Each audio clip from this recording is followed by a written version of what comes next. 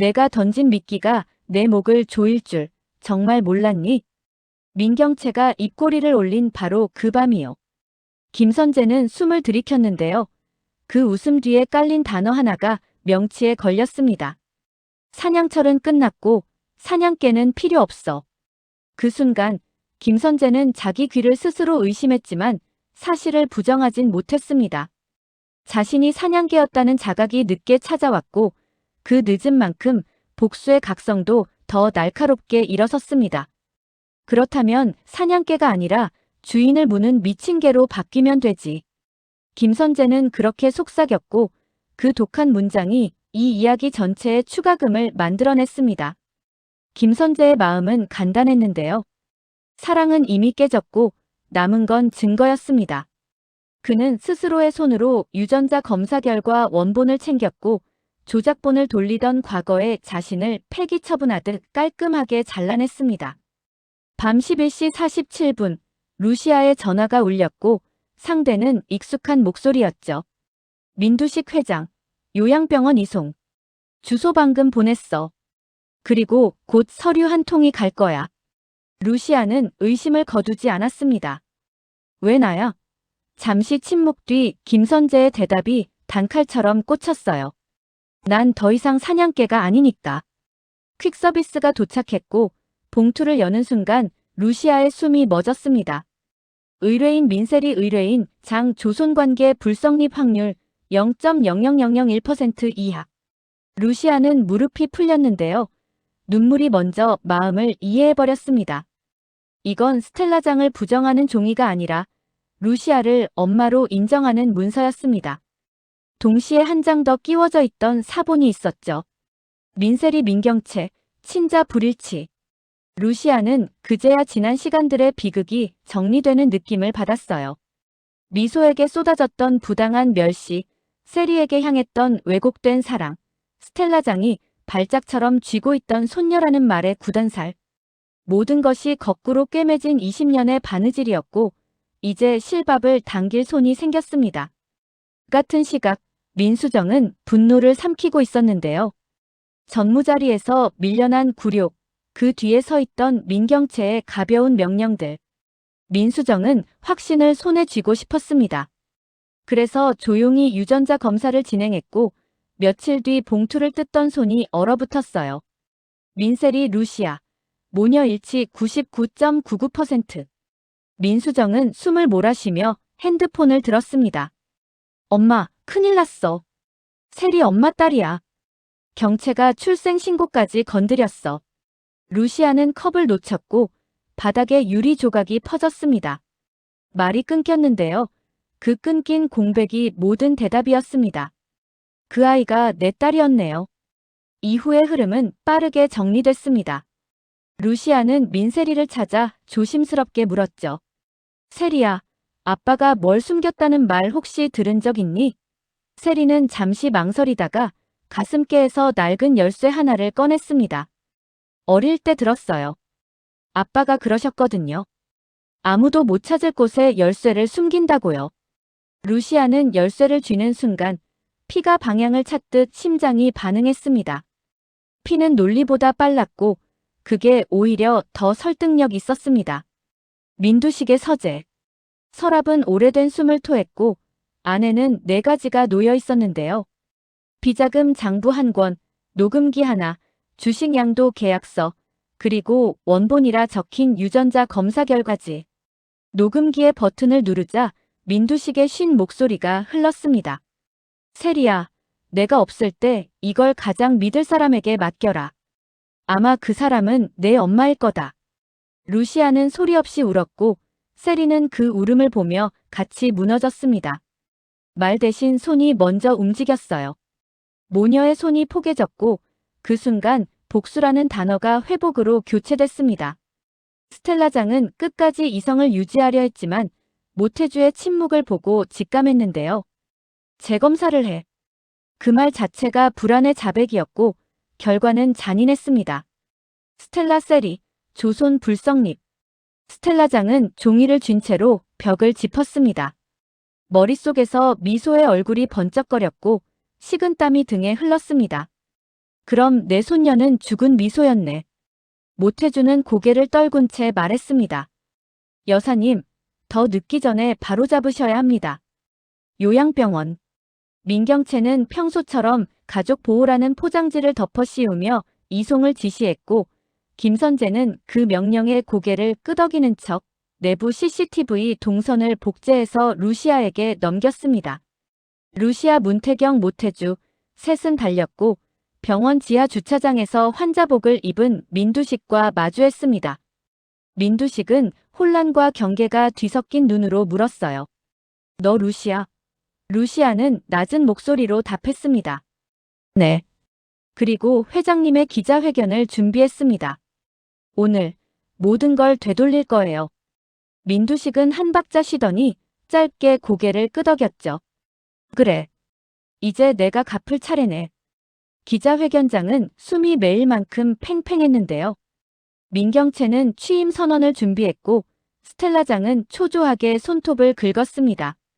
그때 후문이 열리며 휠체어가 들어왔고 민두식의 목소리가 공기를 갈랐죠. 오늘부로 난 내 딸이 누군지 정정하겠다. 민경채, 내 딸 아니다. 웅성거림이 파도처럼 번졌고 루시아가 서류 원본을 펼쳤습니다. 친자 불일치, 바꿔치기 확인, 주식 양도 계약서, 효력 보류, 비자금 흐름. 그리고 스크린에 20년 전 병원 복도 CCTV가 올라갔습니다.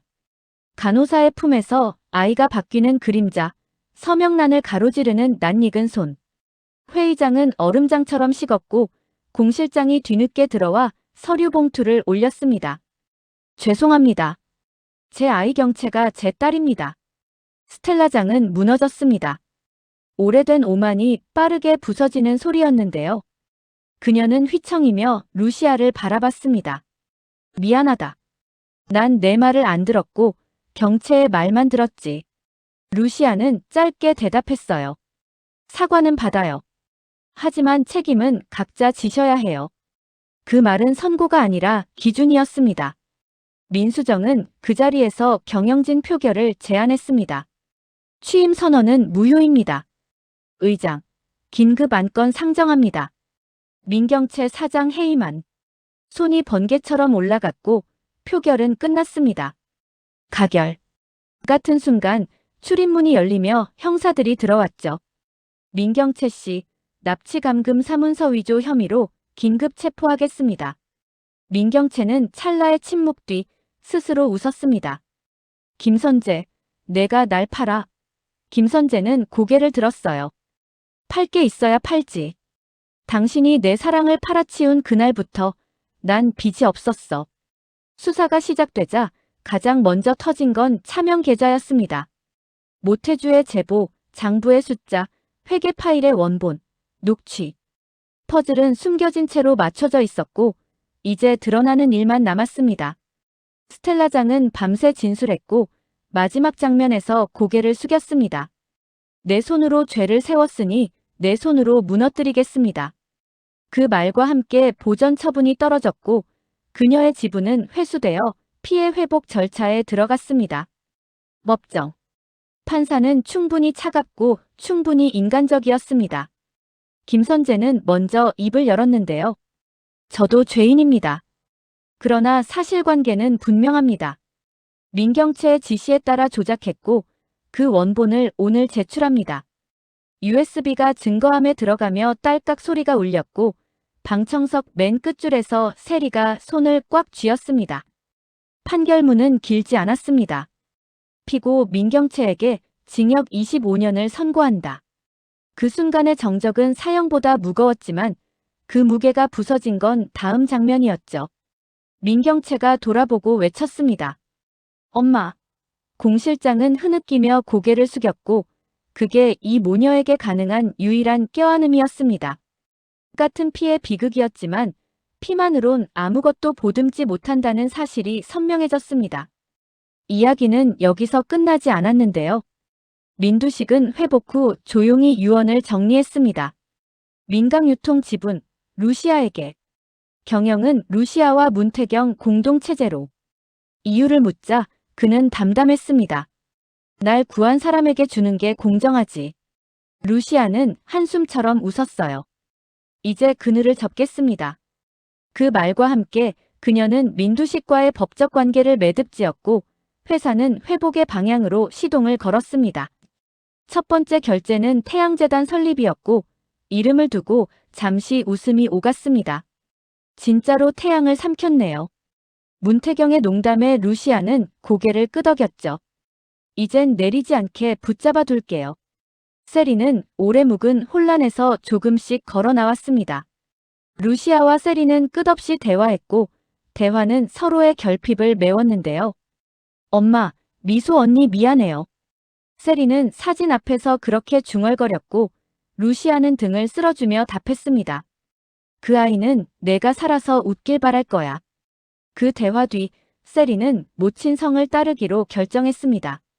이름의 절반을 바꾸는 일은 쉬운 일이 아니었지만 살아온 생을 부정하는 게 아니라 앞으로 나아갈 방향을 고르는 일이었거든요. 문태경은 끝까지 실용적이었습니다. 비자금 회수 로드맵, 소송 전 순서, 브랜드 회복 전략, 주가 변동 대응 문서. 이 모든 걸 루시아 옆에서 단단히 묶었습니다.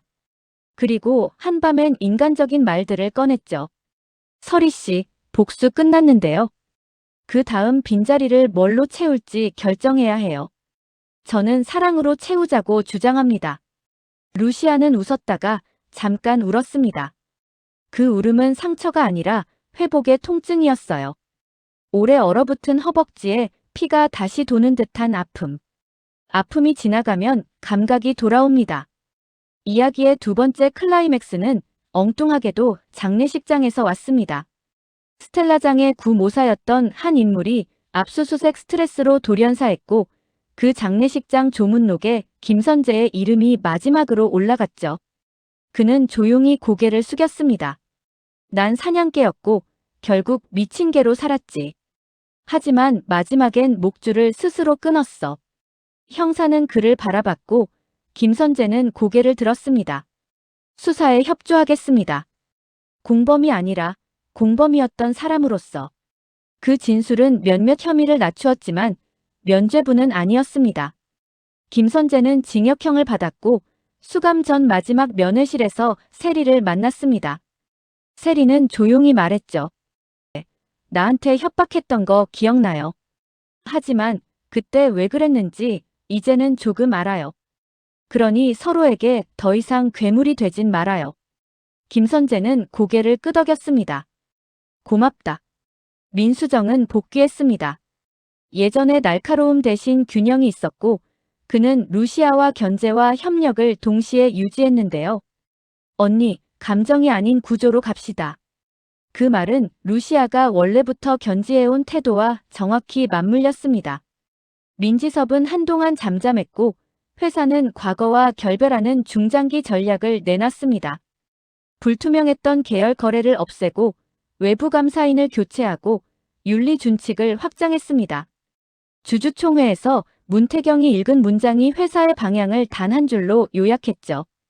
우리는 더 이상 관계로 빚을 만들지 않고 절차로 신뢰를 만들겠습니다. 그리고 마지막 장면. 햇살 가득한 정원에서는 작은 예식이 열렸습니다. 루시아와 문태경, 서로를 오래 보던 두 사람이 눈웃음으로 대답을 대신했는데요. 하객 속 세리는 휴지로 눈물을 닦았습니다. 엄마, 이제야 진짜 가족이네요. 루시아는 세리를 끌어안고 속삭였죠. 그래. 이제 태양이 우리 편이야. 민두식은 멀찍이 서서 박수를 쳤습니다. 그 박수엔 많은 사과와 작은 축복이 섞여 있었고 그 혼합이 어쩐지 올바른 온도였습니다. 에필로그는 짧았으면 좋겠는데요. 진실은 사건을 끝내지만 삶은 사건 이후에 시작하더라고요. 민경채는 수감되어 프로그램에 참여했고 공실장은 증언을 마친 뒤 조용히 사라졌습니다.